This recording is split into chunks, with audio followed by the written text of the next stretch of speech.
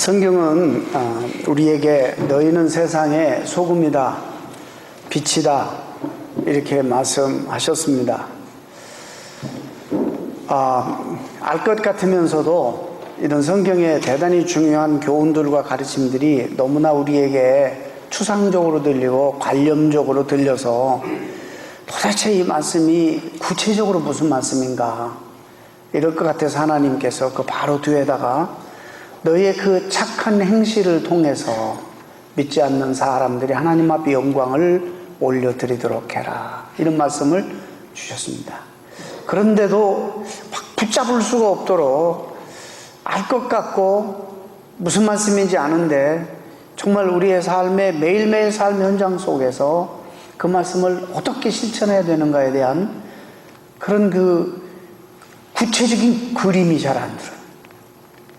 그래서 오늘 그게 뭐냐면 하나님의 말씀을 매일매일 우리의 이기적인 욕심을 버리고 하나님 말씀을 매일매일 순종하면서 살아가는 삶만이 그런 삶을 가능케 한다는 것을 먼저 결론적으로 말씀을 드립니다.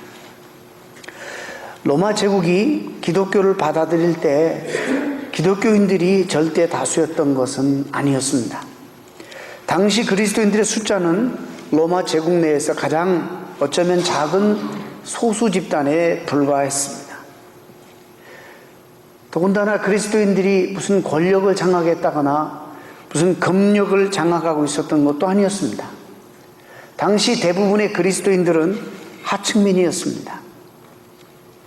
그런데 그럼에도 불구하고 그 소수의 그리스도인들에 의해서 어마어마한 로마 제국의 역사가 뒤바뀝니다.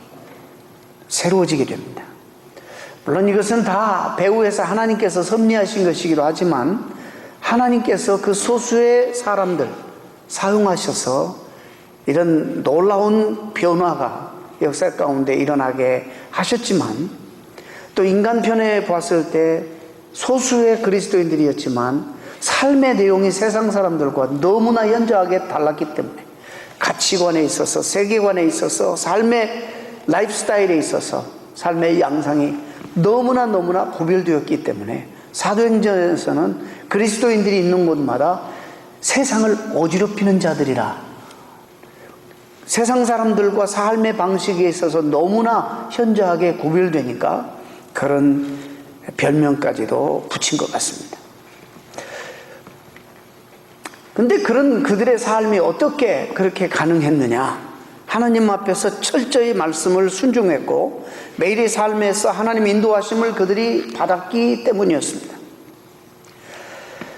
즉 자기들의 이기적인 욕심을 목적 삼지 않고 자기들의 이기적인 욕망이나 욕심을 채우기 위해서 하나님을 믿거나 자기의 꿈과 야망을 실현하기 위해서 하나님을 이용하지 않고 철저히 하나님의 말씀 앞에서 순종하는 삶을 살았다는 것입니다. 그 결과로 그들의 삶 속에 자연적으로 맺혀진 것이 뭐냐면 크게 이 정직성과 도덕성이 세상 사람들과 현저하게 구별됐다는 것입니다. 여러분 아십니까? 요즘 세상 사람들이 굉장히 사회를 염려하고 자기들도 어쩔 수 없이 그런 세파 속에서 함께 그렇게 살아가고 있지만 정말 이대로 살아서는 안 되고 사회가 이래서는 안 된다라는 그런 정말 아픔도 그들 가운데 있고 이 세상이 이렇게 되어서는 안 된다. 누군가가 좀 나서서 어떻게 세상을 밝게 좀 변화시키기를 간절히 소망하고 있는 세상 사람들이 있다는 사실을 여러분 아십니까? 세상의 소금이고 빛이라는 말씀의 구체적인 실천이 무엇일까? 쉽게 우리의 매일매일 삶 속에서 그냥 정직하게 살고 도덕적으로 윤리적으로 바르게 사는 것이 세상이 그렇게 살지 않기 때문에 세상과 우리를 구별시키는 우리를 정말 빛된 자녀답게 살게 만들고 소금답게 살게 만드는 구체적인 삶의 방식입니다. 근데 그러려면은 오늘 본문과 연관되는 말씀이기 때문에 이렇게 엽니다. 철저하게 하나님 말씀에 순종하면서 살아야 되는 것입니다. 그런데 로마 역사가 우리에게 보여주는 대단히 중요한 교훈이 또 뭐냐면, 로마 시민들이 기독교 신앙을 이제 받아들이고 난 다음부터 또 문제가 시작됩니다. 핍박과 고난이 없어지게 됩니다. 숨어있던 언더그라운드 카타콤에서 다 올라옵니다. 이제 더 이상 박해 시대가 아니고 예수 그리스도를 한때는 믿는다는 그 자체는 목숨을 내건 거였습니다. 예수 그리스도를 믿는다는 자체는 이 세상의 성공과 출세를 포기한다는 의미였습니다. 예수 그리스도를 믿는다는 그 자체는 그 시대에 이 사회의 주도권을 포기하는, 성공과 출세와 영광과 자기의 욕망을 다 포기하는 그런 의미였습니다. 그런데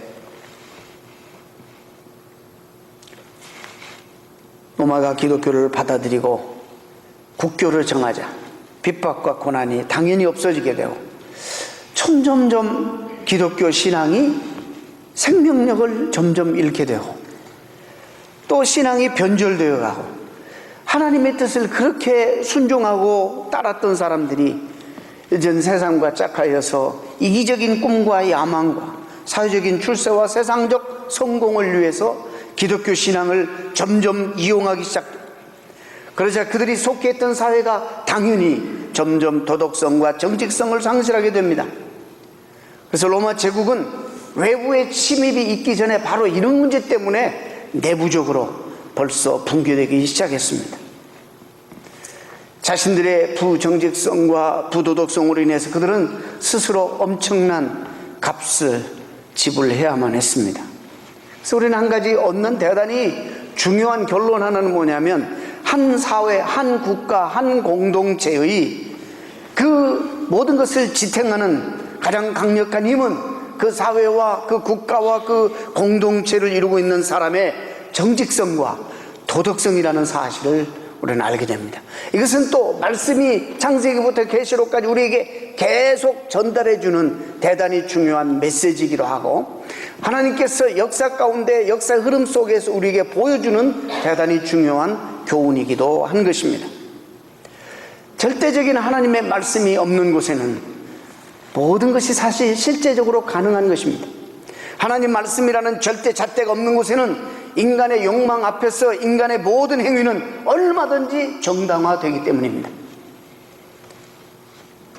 우리가 사는 이 시대는 언제부터인가 하나님 말씀과 하나님보다는 돈이 인간의 절대 가치가 되어버렸습니다.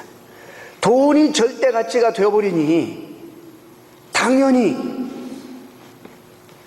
인간의 정직성과 도덕성은 실종되고 맙니다. 돈이라는 우상 앞에서 인간의 도덕적인 행위나 부정직성은 이는 만연되어서 치유 불가능한 부정부패로 드러나게 되어버렸습니다. 그래서 인간 윤리의 실종은 이미 위험수위를 넘어선 지 오래되었습니다. 처음에 미국 오바마 대통령이 대통령에 출마할 때 제가 타임 매거진을 한번 봤는데 어떤 느낌을 받았냐면 신앙적으로 대단히 보수적이다라는 그런 느낌을 받았습니다. 그런데 자기의 정치적인 입지를 위해서, 정치적인 성공을 위해서 이제 동성애자들의 단체에서 지원하는 정치 자금을 받게 됩니다. 어쩔 수 없이 그들과 타협하게 되고 강력하게 이제는 그 단체와 그 모임을 지지하는 자로 변했습니다. 여러분, 이제 14개 주에서 동성애 결혼을 합법화하는 그런 지경이 되었습니다. 목사님들 만나면 합법적으로 결정된 이 법을 목사님들이 출애해달라고 하면 출애하지 않을 수가 없어서 어떻게 해야 될지 모른다고 고민에 빠져있는 목사님들을 들어봤습니다.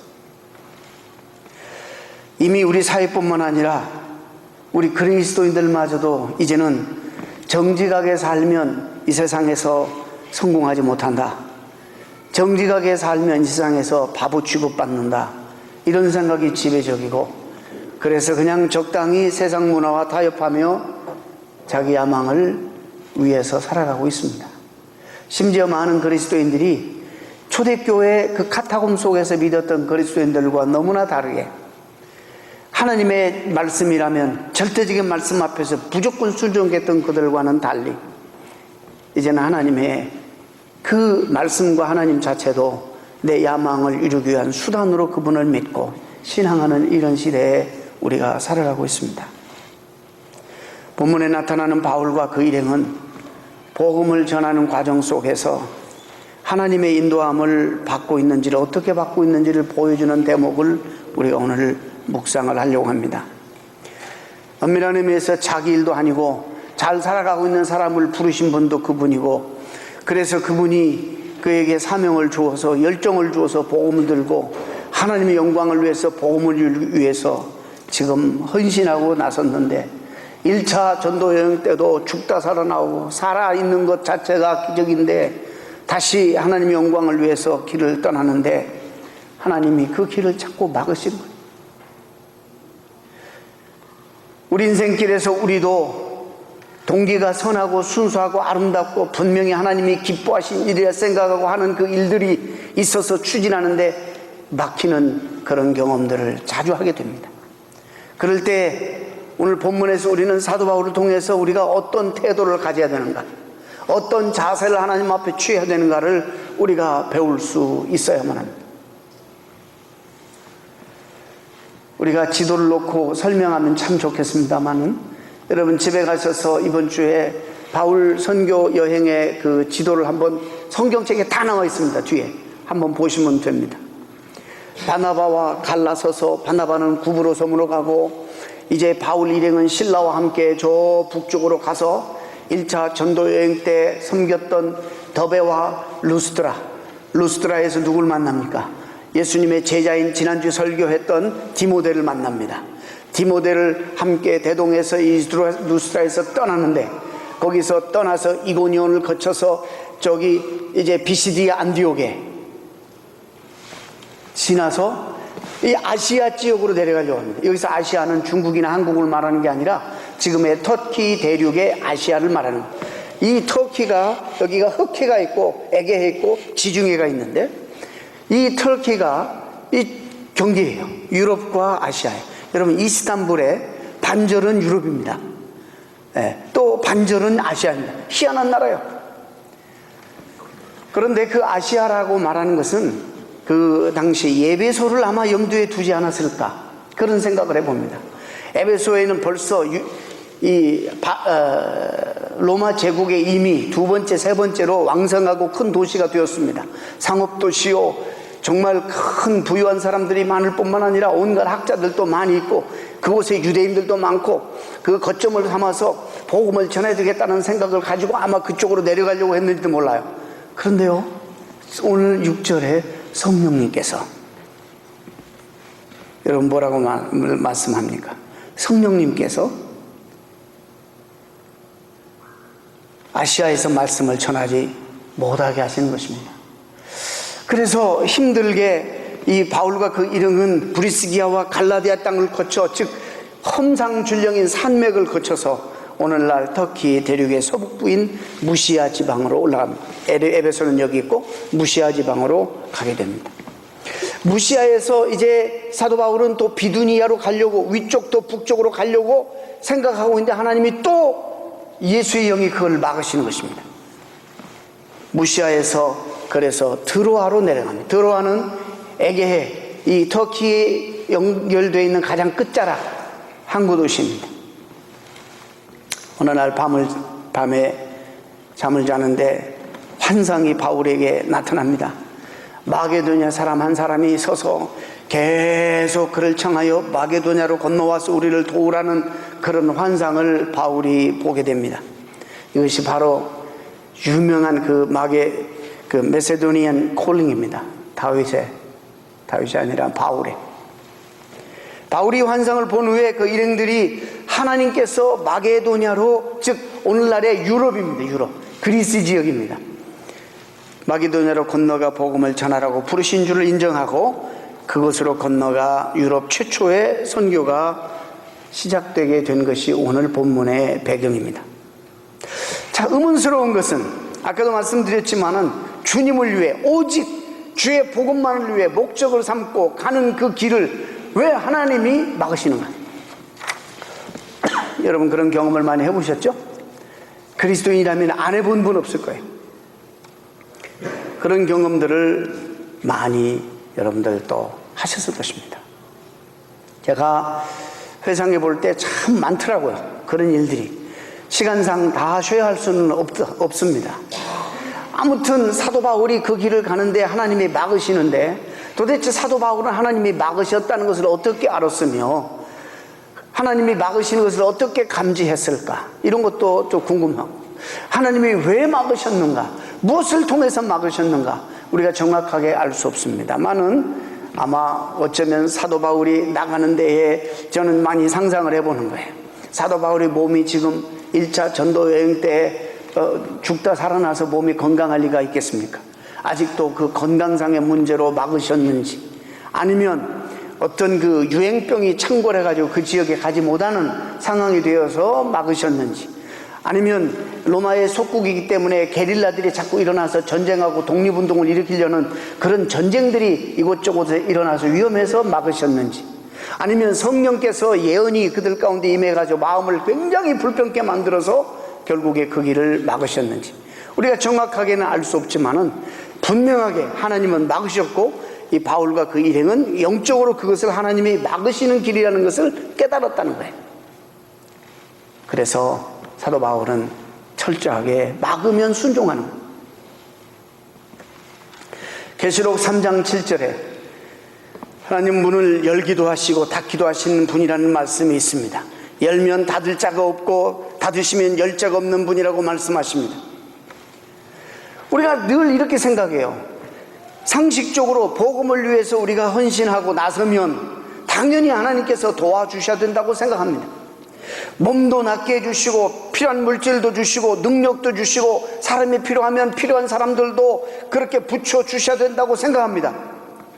분명한 것은, 왜 선하고 아름다운 일, 하나님께서 분명히 기뻐하시는 일들을 하려고 하는데 우리를 막으시는가? 그분이 그 길을 막으시고 닫으실 때는 무슨 이유가 있는가? 여러분, 그 이유를 한번 찾아보려고 하는데요, 우리는 사실 정확하게 알 수 없어요. 유한한 우리가 무한하신 하나님이 하는 모든 계획과 뜻을 어떻게 다 알아요? 그것을 알려고 노력하면 그건 상당히 교만이 아닌가, 무리가 아닌가, 욕심이 아닌가, 이런 생각도 해보면서, 그러나 성경을 통해서 우리의 경험을 통해서 한번 찾으려고 애써 본다면 첫째로 그 답은 여기 있을 것입니다. 하나님이 막으셨을 때는 우리는 그 순간에는 절대 알 수가 없지만 막으실 만한 하나님의 이유가 분명히 있는 거예요. 막으시는 하나님의 섭리가 분명히 있는 거예요. 나중에 우리는 하나님의 앞면만 보지 뒷면만 보지 앞면은 모르는 겁니다. 그래서 우리가 그 순간에는 모르고, 그래서 불평하고 원망하고 어떻게든지 참 기도를 통해 가지고 열심히 기도해 가지고 하나님 뜻을 그냥 꺾고 말이죠, 닫혀진 문을 열으려고 얼마나 우리 애를 씁니까? 오늘 그리스도인들 많이 그러잖아요. 나는 이거 가야 됩니다. 생떼를 써가면서 기도하면서, 하나님, 내가 당신을 위해서 나섰고 당신의 영광을 위해서 이렇게 헌신했는데 왜 하나님 막으십니까? 생떼를 쓰면서 이 문을 열어제치려고 얼마나 우리 노력합니까?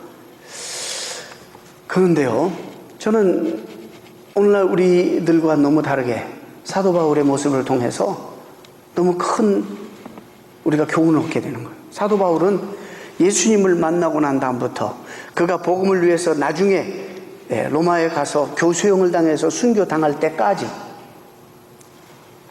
사도 바울은 한 번도 하나님의 뜻을 거스려 본 적이 없어요.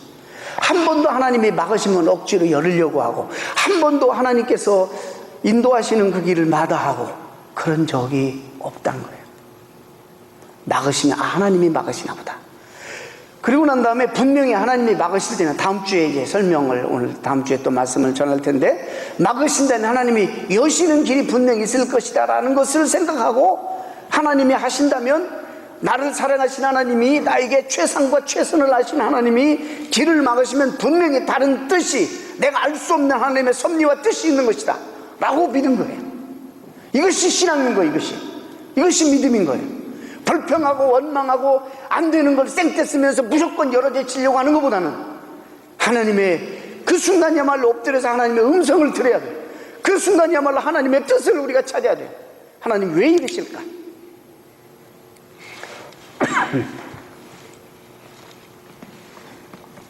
하나님이 감추어진 분명히 목적이 있습니다.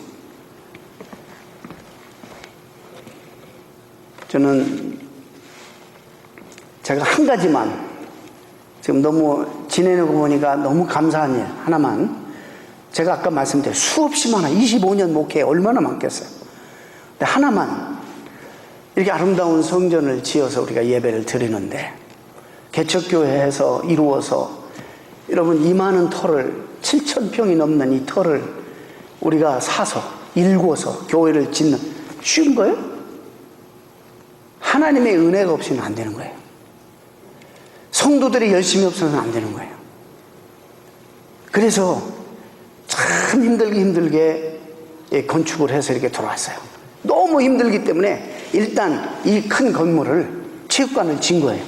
이것을 다목적 공간으로 지어서 나중에는 이제 단계를, 성전은 이쪽에다 짓고 또 저쪽에다 교육관 시설 지어서 아이들과 성도들이 여기서 만나서 주중에는 운동도 하고 다이닝도 하고 주말에는 이런 계획을 하고 이제 또 이렇게 청사진을 세우고 시청에다가 냈고, 이거는 앞으로 장차되어질 건물이고 지금은 이 순간에는 이것만 짓겠습니다. 그것도 우리에게는 너무나 버겁고 너무나 힘든 사역이었어요. 성전 건축하면서 여러분들 뭐 오래되신 분 아시겠지만 많은 어려움들이 있죠. 은혜도 많이 받지만 또 사랑하는 교우들이 이주도 하고 또 힘들어서 떠나는 교우들도 있고, 아무튼 제가 헌당 예배입니까? 입당 예배하면서 하나님 앞에 얼마나 회개하면서 울었는지 몰라요. 그 많던 교인들이 건축 과정 통해서 많이를 떠나서 많이 없게 될 때 늘 교회는 하나님의 백성의 모임이라 강조하고 설교했던 내가 이 건물을 위해서 교인들을 많이 잃었으니 이게 얼마나 하나님 앞에 죄송스러운 일입니까? 참 송구스러워서 얼굴을 들 수가 없었습니다. 우리가 다시 겸손히 겸비하게 낮춰서 또 열심히 사역했더니 3년도 안 됐는데 이 건물이 비좁아서 더 이상 여기서 함께 드릴 수가 없는, 교육관도 부족고 그래서 뭐 장로님 계시지만 집을 다 오픈해서 난리법석을 치면서 중고등부는 그리 보내고 거기서 감당이 안 돼서 여기 햄린스쿨을 우리가 렌트해서 도서관과 거기 체육관을 우리가 1,500불씩 2,000불씩 주면서 한 달에 렌트해서 아이들은 그리 가고 이리 오는 아이들은 버스 태워서 그리 보내고, 이게 교회가 두 교회가 있는 거예요.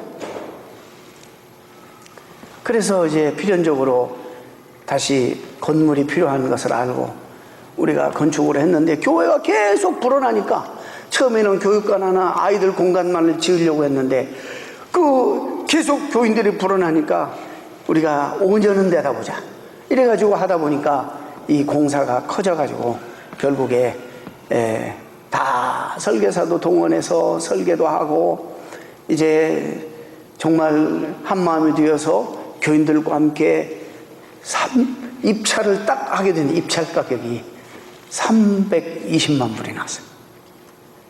그리 이제 오늘 내일에 사인해야 돼요. 근데 이상한 일이 벌어져. 난 지금 정확하게 이해할 수 없어. 하나님이 어떻게 막으셨는지도 저는 이해할 수 없어요. 사인을 하려고 하는 그 순간에 사인이 안 됐어요. 근데 지금 그때만 해도 내 상심이 되고 그럴 수 있겠지만 지금 돌아볼 때 얼마나 감사한지 몰라요. 그 이후에 디트로이트 지역이 경기적으로 엄청난 시련을 겪게 되고, 여러분 이 오클랜드 카운티에만 인구 20만 명이 빠져나갔습니다. 그래서 우리는 그걸 다 포기하고 이제 조그맣게 여러분이 하시는 것처럼 이제 교육관을 이쪽으로 달아내서 지었는데, 여러분 그 어마어마한 공사를 했었으면은 우리가 아무 사역도 못하고 그 짐 때문에 눌려가지고 성도들 부담만 가지고 힘들었을 것 같다는 생각을 하면서 우리가 마음의 상심도 되고 참 여러 가지 어려움도 정서적으로 있었지만 하나님이 하시는 일은 이렇다. 막으실 때는 분명한 이유가 있는 거예요. 제가 한 가지만 여러분들에게 설명을 해드렸습니다. 사람을 통해서든지 사건과 환경을 통해서든지 하나님이 막으셨는데 정말 지금 생각해 볼 때 얼마나 감사하고 고마운지 모릅니다. 또 우리의 앞길을 막으시는 또 하나의 이유가 있다면 저는 이렇게 생각해요. 우리가 교만하지 않기 위해서, 하나님만 의지하고 하나님 안에서 사는 것이 우리에게 최대 행복인 것을 계속 알게 해주시기 위해서. 여러분, 하나님께서 정말 우리가 좋은 동기로, 순수한 동기로 하나님의 거룩한 마음을 가지고 하나님을 기쁘시게 하려고 하는 삶을 살아도 하나님께서 내가 원하는 대로 길을 착착착착 열어주시고 모든 일을 순조롭게 해주시면 여러분, 우리 모두는 다 죄에 타락하고 영향력이 있어서 모두가 다 이런 생각을 해요. 하나님이 도우셨다 생각하네요. 내가 잘나서, 내가 노력해서, 내가 수고해서 이렇게 이뤘다라고 생각해요. 전도서 7장에 형통한 날에는 기뻐하고 공고한 날에는 생각하라. 하나님이 두 가지를 병행하게 하사 사람으로 그 장래일을 능히 헤아려 알지 못하게 하셨느니라.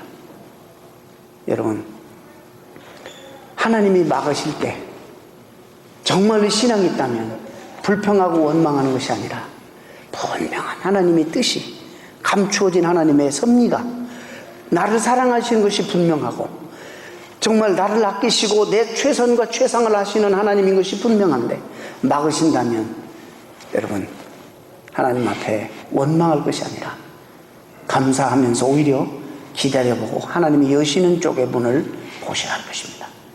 그때야말로 엎드려서 하나님의 음성을 듣고 하나님이 뭐라고 말씀하시는가, 하나님 나를 어디로 인도하실 것인가를 듣고 결정해야 될 그런 순간이라고 믿습니다. 사도 바울은 언제든지 그렇게 했어요. 오늘 봐요. 오늘 본문에 하나님은 또 다른 섭리가 있어요. 세상 땅끝까지 복음이 전파되어야 되는데 엄두를 못 내고 있는 거예요. 사도 바울은 아직 유럽? 몰라요. 아직은 유럽에 가고 난 다음에 이제 땅끝에 대한 개념이 막 생겼는지는 모르지만은 하나님은 정말 아시아에서 이 사도 바울의 일행을 유럽으로 보내기를 원하셨던 거예요. 다음 주에 말씀에 나타난 이 원어적인 뜻과 해석을 정확하게 또 좀 해보겠습니다. 여기서 보았던 환상이 도대체 무엇이고 그것을 어떻게 하나님의 환상으로 이해하게 되었고, 이런 부분을 다음 시간에 말씀을 드리겠습니다. 인도의 기독 지성인이자 사회운동가인 비셜 방가바와디는 근대 서구사회에서, 특별히 서구사회 지도자들이 주목하는 몇 사람 안 되는 동양 사람 가운데 하나입니다. 대단히 유명한 사람입니다. 이제는 구시대 유물로 취급받고 있는 기독교 정신이 바로 이 사람 비셜 망가바디에 의해서 재조명되고 있기 때문입니다. 서구사회가 강건하고 부유하고 선진사회가 된 것은 대부분의 사람들이 어디에서 그 이유와 원인을 찾냐면 산업혁명 이후에 과학의 그리고 문명의 발달로 서구사회가 점점 되었다라고 거기에서 답을 찾는데, 이 사람은 절대 거기서 찾지 않습니다. 서구사회가 이렇게 강력한 선진사회가 된 것은 그 절대적인 요인은 이 사회가 하나님의 말씀 위에 세워졌기 때문이다. 그러면서 그의 책 변혁의 중심에서라는 책에서 자기의 경험을 하나를 소개합니다. 1980년도에 이는 네덜란드, 우리 네덜란드 교단이죠.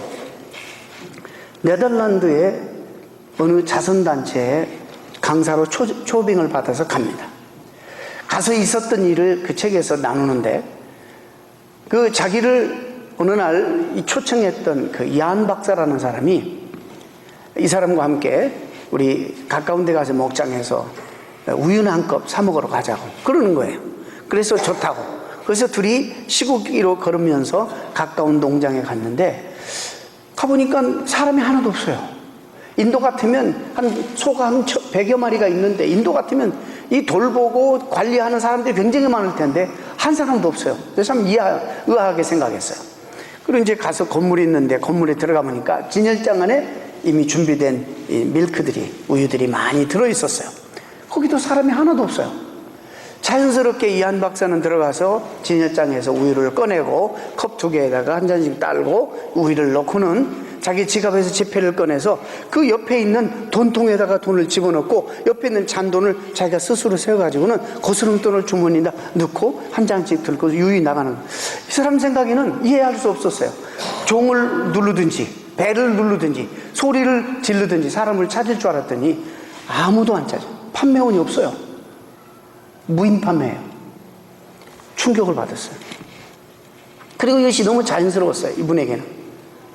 그래서 이는 생각을 하게 된 거야. 내 나라 인도는 이런 상황이라면 여기에 진열대에 놓여있는 우유가 남아날 일이 없고 이 옆에 있는 이 돈통이 남아날 일이 없고 이 캐시가 온전할 리가 없고 심지어 더 나가서 저 소들도 어느 순간에 어디로 간지 온전할 리가 없는데 여기서 이 사람은 충격을 받게 됩니다. 그러면서 그는 이런 말을 해요. 소비자가 타락한 인도는 타락한 소비자, 부정직한 소비자 때문에 틀림없이 진열대 위에 판매원을 감시하는 판매원을 둘 것이다. 그러면 그 판매원의 봉급은 누가 주느냐? 그 판매원의 봉급은 누가 주느냐? 고스란히 이제 우유값에 얹어서 이제 소비자들이 내게 되는 것입니다.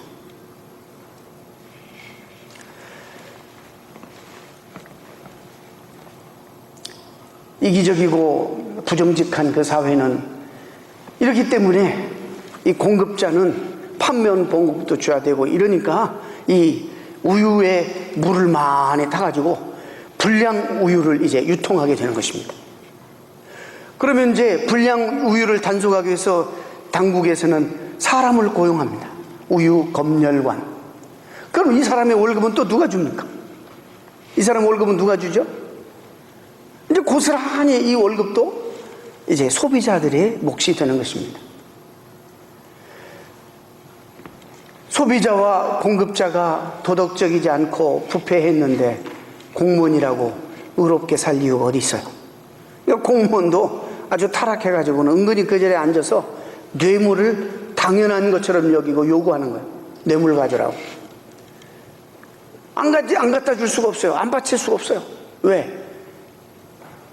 뇌물을 안 바치면은 검열하다가 이 법 저 법 되고 이 문제 저 문제 까다롭게 하면서 우유가 굳어질 때까지 유통을 안 시키고 합격을 안 시키니까 공급자 입장에서는 손해가 막심하니까 돈을 갖다가 뇌물을 갖다 주는 거예요. 그 뇌물은 그 값은 공급자가 내는 것 같지만 그 돈이 또 고스란히 누구의 차지가 되는 겁니까? 소비자가 다 내야 되는 것입니다.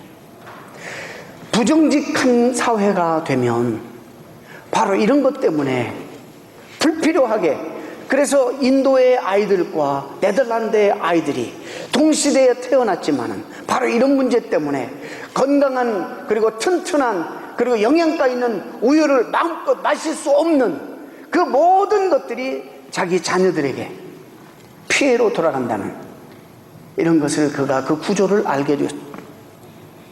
너무 가슴 아픕니다.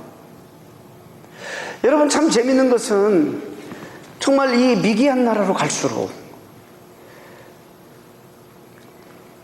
너무나 부패해가지고, 여러분 남미 가면, 이건 상식이에요. 남미 가면요 절대로 은행 사용하면 안 됩니다. 남미 가면 저는 선교를 많이 다니니까 이번에도 또 속았어요. 나는 남미에서 속으니까 환전을 하게 되면 공항은 아주 바르게 하겠지.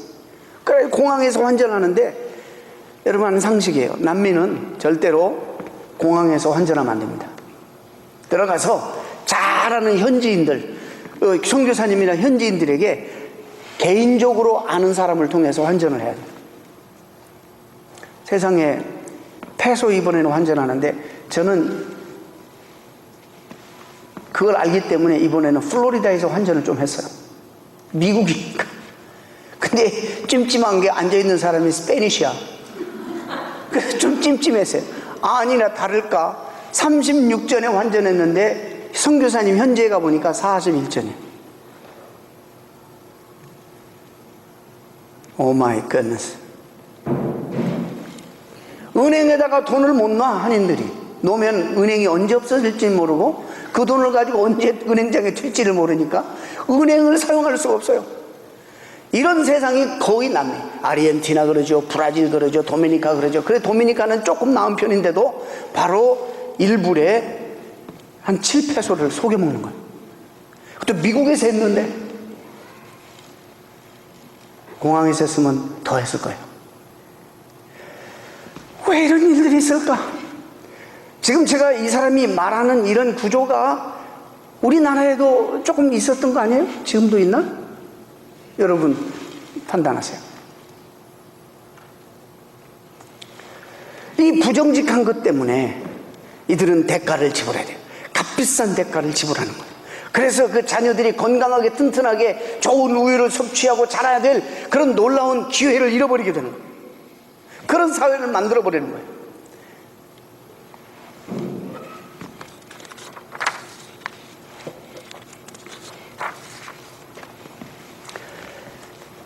여러분, 인도인들은 그처럼 불필요한 경비를 모두 부담해가면서 실은 자신들의 부정직성과 부도덕성에 대한 값비싼 대가를 스스로 치르고 있는 것입니다.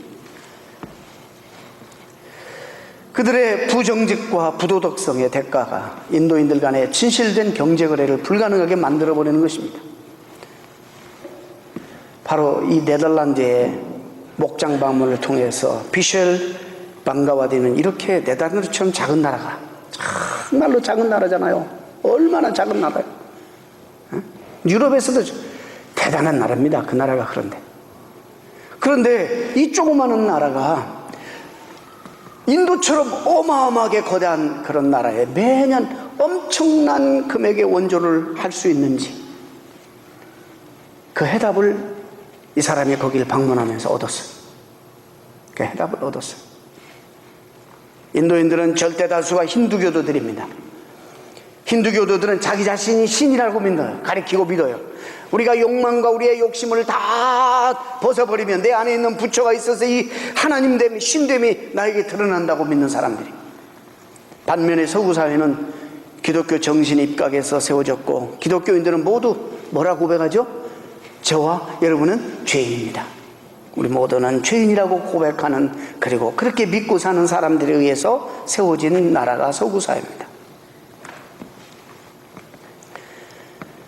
자신들이 모두 신이라고 믿는 인도인들은 세계에서 가장 부패하고 가장 부정직한 나라일 수밖에 없는 이유가 도대체 무엇일까? 이 질문에 대한 비셸 망가와디는 대답을 명쾌하게 줍니다. 그는 서구인들에게는 인간이 해서는 안 될 것들을 하지 말라고 명령하는 절대자 하나님이 계시고, 인간이 도저히 해서는 안 되는 그런 일들을 하지 말라고 하시는 절대적인 하나님의 말씀이 그들 가운데는 있고, 힌두교인들에게는 그런 신이 그들에게는 존재하지 않기 때문이다. 모두 각자가 자기 자신의 신이기에 자신의 행위는 언제나 옳고 정당할 뿐 자신들이 잘못을 지적하고 바르게 교정해 줄 별도의 신이 존재하지 않는다고 그는 말합니다. 여기까지 좋았는데 그 다음 좀 디스커리지를 여러분 시켜드려요. 오늘날은 어떤가? 그 사람이 방문했던 네덜란드가 지금 80년 방문했으니까 벌써 30년밖에 안 돼. 10년 전에, 20년 불과 후에 폭죽을 만들어 파는 그 회사가 큰 화재가 일어나서, 폭발사고가 일어나서 950명이 거기에 부상을 당하고 22명이 죽었어요. 그 수사를 하고 보고하는 것들을 확인해 보니까 나라에서 만든 규정을 어겼어요.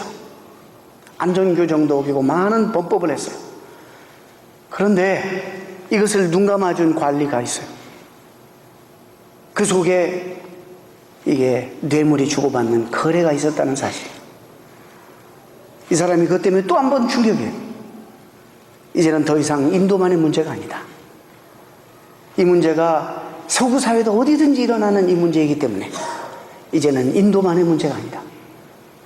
그래서 이 사람은 경고합니다. 서구 사회에게 다시 한번 우리가 하나님 말씀의 회복이, 하나님 말씀에 순종하는 삶의 회복이 우리에게 없을 때 이 서구 사회도 틀림없이 붕괴될 것이다.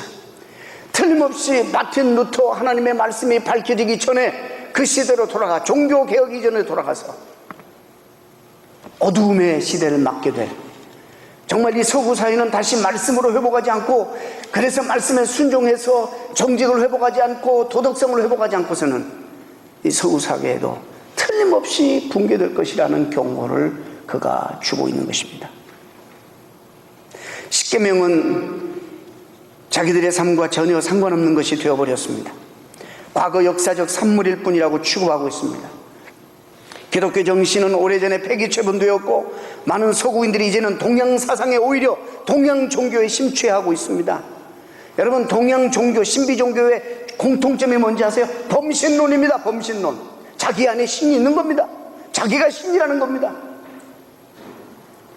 내가 잘못했을 때 절대로 내 삶이 잘못됐다고 지적해 줄 사람이 없는, 지적해 줄 신이 없는 위기를 지금 맞고 있습니다. 오늘날 서구인들에게 그들의 삶을 절제시키고 저지시킬 절대자가 더 이상 존재하지 않습니다. 그 결과로 많은 사람들이 자기 자신이 신이 되어서 무한 욕망을 누리고 무한 쾌락을 위해서 무한 질주하고 있다는 사실입니다. 그래서 그는 하나님의 말씀 안에서 정직성과 바로 이 윤리성을 회복하지 않고서, 즉 하나님 말씀을 매일매일 삶 속에 실천하지 않고서는 엄청난 대가를 지불해야 될 것이다 라고 경고했습니다. 말씀을 맺습니다. 우리를 향한 말씀이기도 합니다. 여러분 어떻습니까? 세상의 빛이 되고 우리는 세상의 소금입니다. 참 좋은 말씀을 우리 실천하려고 애를 씁니다. 마음속에 이거 모르는 그리스도인이 없습니다. 근데 이거 구체적으로 어떻게 우리가 실천해야 되느냐 말이죠. 구체적으로 어떻게 이것이 드러나느냐 말이죠. 정직하게 살려는 세상 속에서 정직하게 사는 것입니다. 도덕적으로 형편없는, 기준이 없는 세상 속에서 윤리적으로 살아가는 것입니다. 근데 이게 어떻게 가능하느냐? 매일매일 하나님이 우리에게 말씀하시는 말씀을 순종함으로써 가능합니다. 막으시면 여기에서 스탑하고 어떻게든지 생떼를 떠가서 써가지고 나는 내 길을 가야겠어, 하나님 나를 따라오세요. 하나님의 인도함을 받지 하나님을 끌고 다니는 여러분 되시지 마시기 바랍니다. 더 이상 여러분의 욕망과 이 세상의 출세를 위해서 하나님을 이용하시는 여러분 되지 마시고, 하나님 우리에게 요구하시는 참 많은 사람들이, 어떤 때는 우리에게 포기해야 될 것도 말씀하시고, 수모를 당할 것도 말씀하시고, 양보할 것도 말씀하셔도 우리가 하나님 말씀 따라 그렇게 살다 보면, 하나님 살아계세요? 살아계시잖아요. 하나님이 살아계신다면 절대로 저와 여러분을 내버려 두지 않을 것입니다. 어떻게 우리는 하나님 나라를 확장할 것입니까? 어떻게 우리 세상을 변화시키는 일에 하나님과 함께 동행할 것입니까? 오늘 말씀을 통해서 구체적인 대답을 얻고 가시는 여러분 되시기를 축원합니다. 기도하겠습니다.